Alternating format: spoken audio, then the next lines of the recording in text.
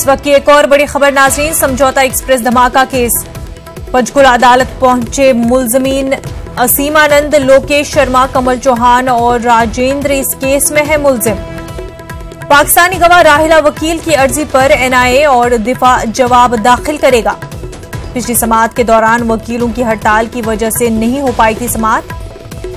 Panchkula bar association की हड़ताल आज भी जारी। हड़ताल से समाअत मुतासिर हो सकती है। इस वक्त की बड़ी खबर नाजरीन हम आपको बता रहे हैं, समझौता एक्सप्रेस धमाका केस।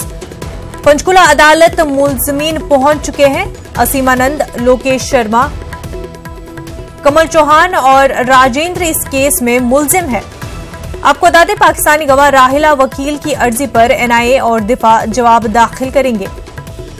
पिछली समाअत के दौरान वकीलों की हड़ताल की वजह से समाअत नहीं हो पाई थी। साथ ही आपको बता दें, पंचकुला बार एसोसिएशन की हड़ताल आज भी जारी है, जिससे समाअत मुतासिर हो सकती है। हमारे साथ हमारे नुमाइंदे अंकित बराह रास्त इस वक्त जुड़ चुके हैं। अंकित, पूरे मामले को लेकर क्या कुछ अपडेट है?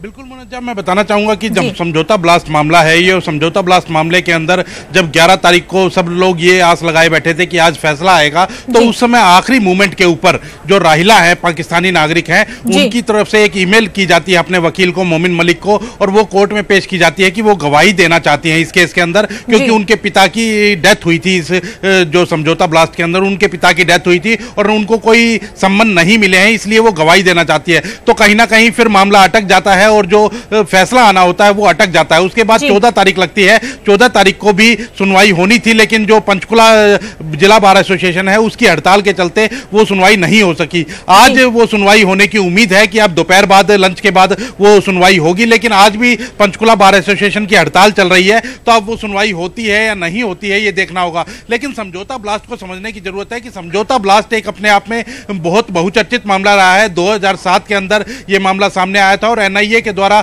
लगातार सबूत पेश किए गए, गवाह पेश किए गए। उसके बावजूद अब 30 से ज्यादा जो गवाह हैं, 30 से ज्यादा लगभग काफी गवाह जो हैं वो होस्टाइल हो चुके हैं और अब केस जो है वो कमजोर पड़ गया था। असीमानंद जो है मुख्य आरोपी हैं, तो वो बेल के ऊपर हैं और जो 3 अन्य आरोपी हैं वो कस्टडी में हैं। वो सब लोग आज कोर्ट के अंदर पहुंच चुके हैं। अब सुनवाई होती है तो उसके दौरान ये देखना होगा कि राहिला की तरफ से जो एप्लीकेशन आई है उसको जज एक्सेप्ट करते हैं या रिजेक्ट करते हैं। अगर एक्सेप्ट करते हैं तो उसके ऊपर फिर से एक बार केस चलेगा और उसके ऊपर बहस होगी। अगर वो रिजेक्ट कर दिया जाता है तो उम्मीद की जा सकती है कि इसके ऊपर जो 2007 का मामला है उसके ऊपर फैसला आ सकता है। जी बिल्कुल अंकित, बहुत बहुत शुक्रिया आपका तमाम जानकारी के लिए।